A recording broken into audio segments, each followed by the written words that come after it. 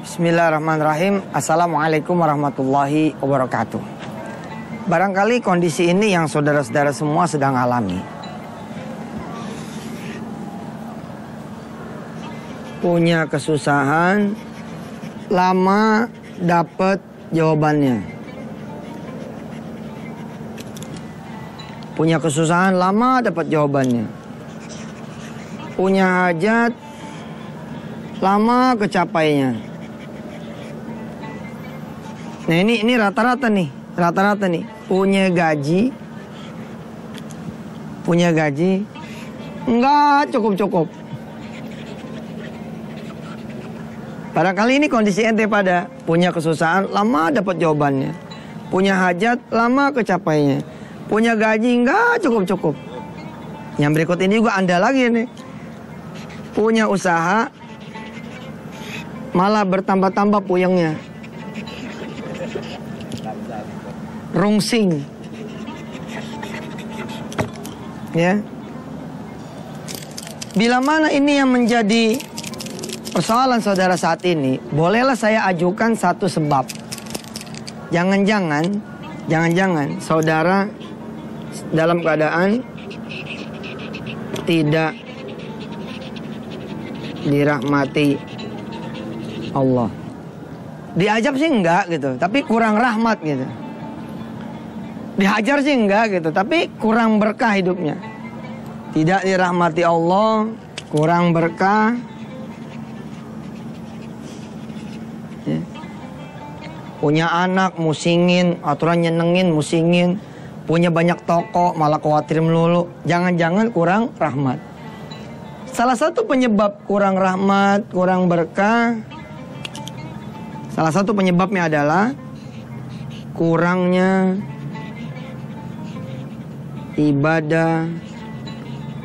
ibadah sunnah. Apalagi penyebab lainnya, berantakannya ibadah wajib. Ini dia. Ibadah sunnah jarang gitu. Sholat malam kayaknya bisa dihitung tuh dalam setahun mungkin 2-3 kali gitu. Berantakan ibadah yang wajibnya. Tentu sebab utama lain adalah banyak dosanya.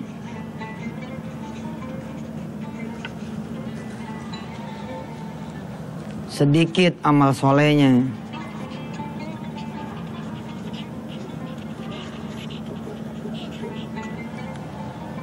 Supaya hidup kembali normal, punya susah kan wajar ya. Namanya orang hidup kan pasti ada susahannya gitu. Tapi kesusahan itu gitu, cepet sekali kembalinya gitu. Punya utang siapa sih hari gini? Orang yang gak punya utang ya kan? Ada yang gede, ada yang kecil. Tapi ada orang-orang yang hidup dengan utangnya tuh ada aja gitu, jalan buat bayar tuh ada aja gitu, subhanallah. Ada orang yang hidupnya tenang walaupun dia makannya Masya Allah cuman sama nasi, ayam goreng dikit, ikan bojair dikit, tempe tahu dikit, sayur asem dikit, sambal ya deh, cuma namanya lengkap.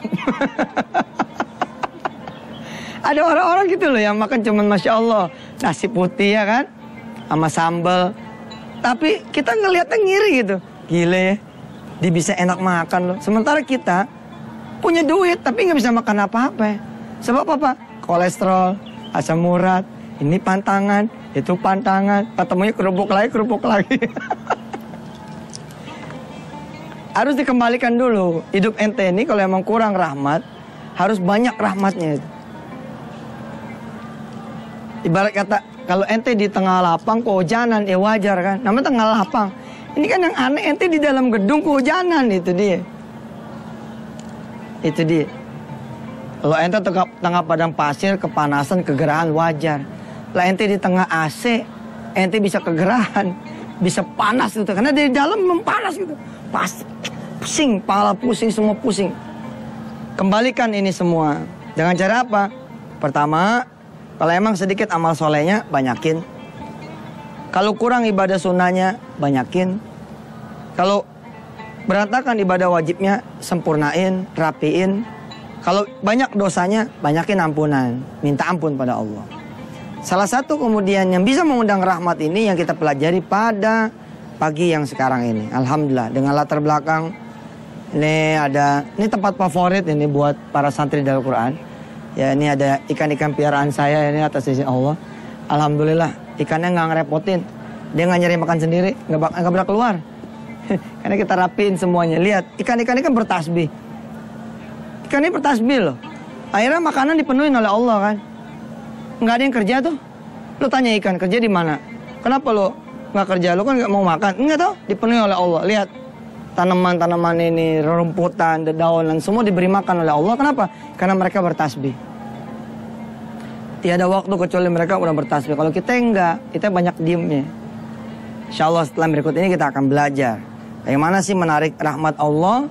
Salah satunya lewat ibadah sunnah yang dari Sabtu ke Minggu, Minggu ke Sabtu kita belajar untuk memperkaya hidup kita dengan amal-amalan sunnah. Jangan kemana-mana, setelah berikut ini saya kembali.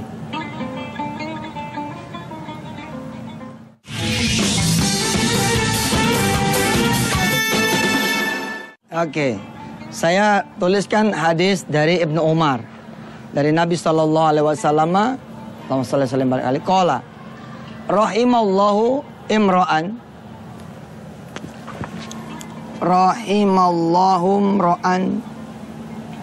shalla qabla al-'asri arba'an.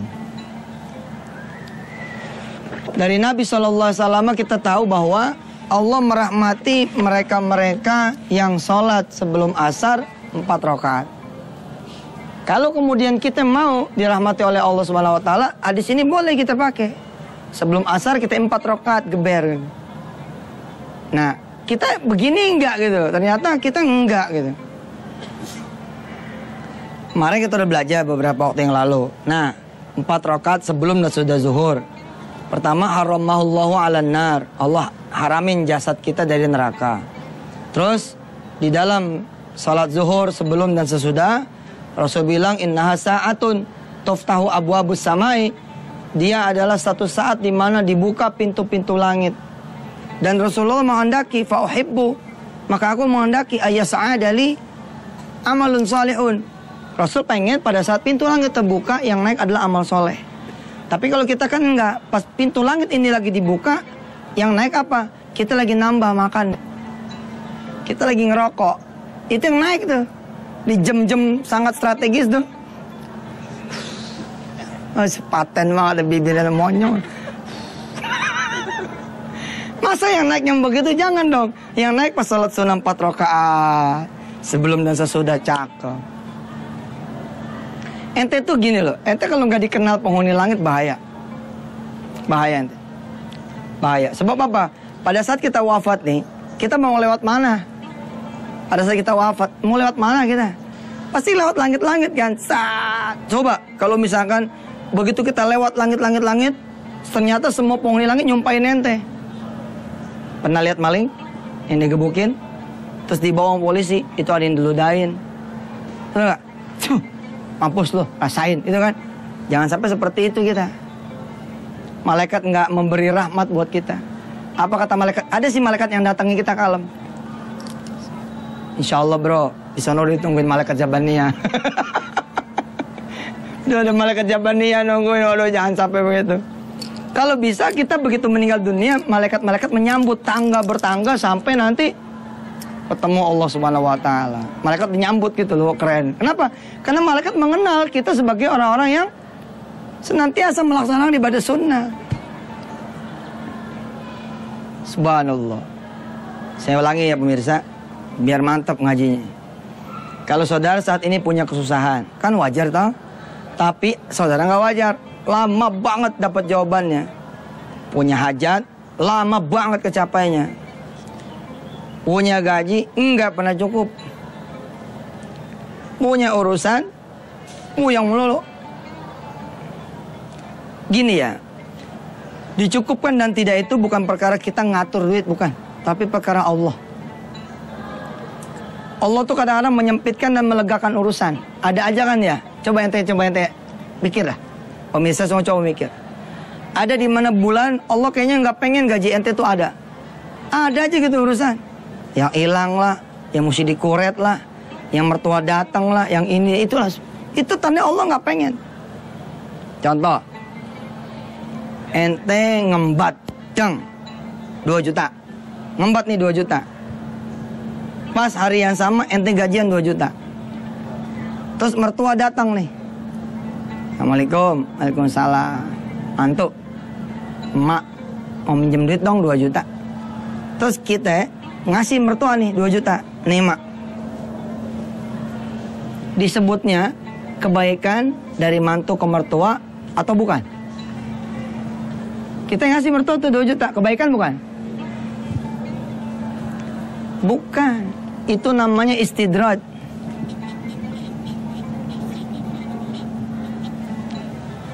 Istidraj. Istidraj. Apa istidraj? Arti gampangnya, ente dimainin sama Allah. Kira-kira Allah ngomong begini, ambil dah, ntar saya ambil lagi, gitu.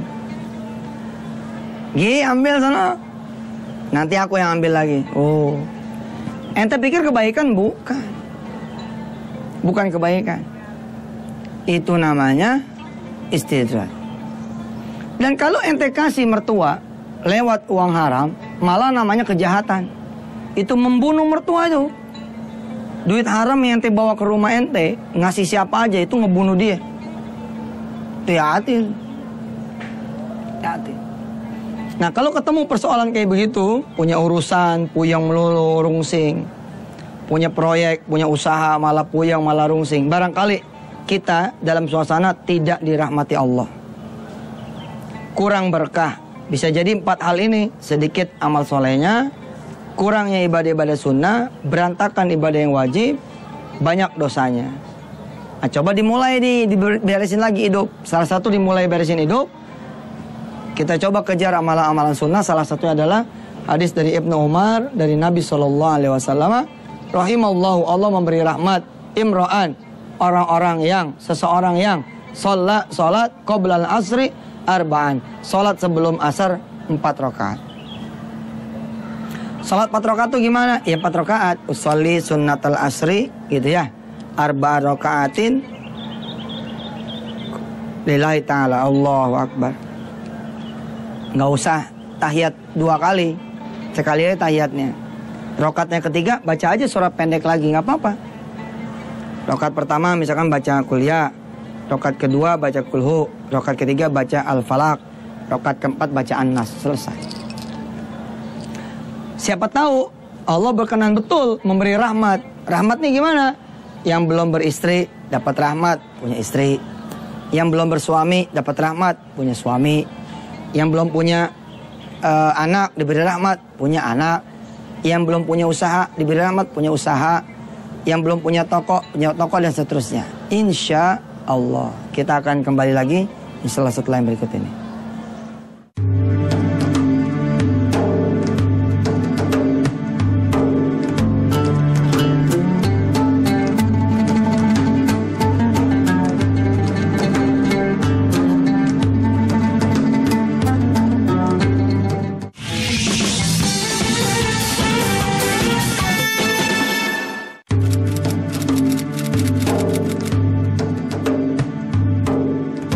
Allah tahu. Bismillahirrahmanirrahim. Rahimallahu imro'an shalla qabla al-'asri arba'ah. Artinya adalah Allah memberikan rahmat bagi yang melaksanakan 4 rakaat sebelum sholat asar.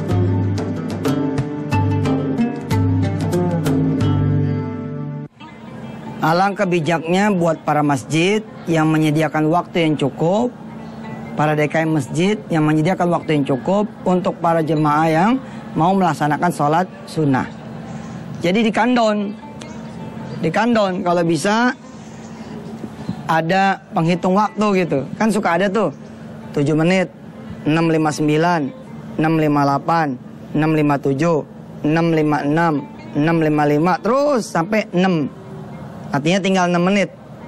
6 terus 05, 59, 0558, 0557, 0556, 55, 54, 53, terus ke bawah sampai akhirnya 5. Berarti tinggal 5 menit. Orang yang datang belakangan ngitung nih. Oh, masih ada 3 menit dia sholat 4 rakaat. Masih bisa tuh 4 rakaat 3 menit tuh. Tapi ketika misalkan tinggal 2 menit, kita sholatnya 2 rakaat. Kalau kira-kira datangnya tinggal setengah menit, jangan sholat dah. Nggak apa-apa, tapi niat udah dicatat. Jangan sampai justru Anda datangnya masbuk. Anda datangnya masbuk nih, udah tinggal tahiyat doang. Tahiyat juga tinggal salam. Jadi begitu ente ikut tinggal assalamualaikum. Jangan bos, kehilangan ini ntar. Masa nggak mau sih dikasih rahmat? Rahmat ini kan gift, hadiah. Istilahnya bonus. Ente punya gaji 4 juta, tapi bonusnya 14 juta. Mantap kan? Punya gaji 3 juta, tapi bonusnya 30 juta. Subhanallah, kira-kira begitu. Jangan sampai dicabut rahmat itu. Ada sih toko, ada sih barang dagangan, ada beras, ada ini, ada itu. Tapi yang dicabut rahmat sama Allah.